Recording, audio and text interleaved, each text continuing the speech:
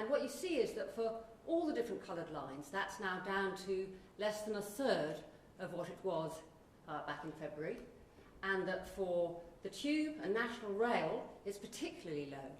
So this is real hard data to show that all of us have done what we were asked and stayed home. If I could have the next slide, please.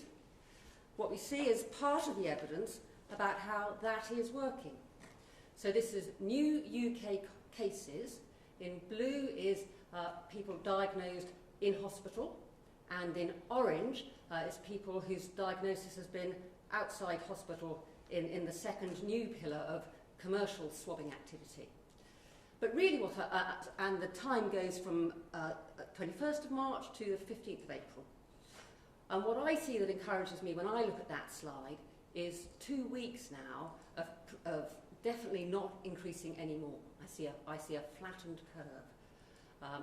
And for me, that is evidence that what everybody has done together has worked for us all. If I could have the next slide, please. That's further reflected in these data about people in hospital beds with COVID-19. Across the country, that fell by 1% yesterday, and in Greater London, it fell by 5%. So once again, what I see here is evidence that everybody's efforts to stay home and not have as much contact with other people as would be normal is having the impact that we hoped it would have, and bringing this epidemic to a much better trajectory where this is currently flat and no longer rising. Final slide, please. The final slide is comparing the sad deaths that we've had in our country with those in other countries.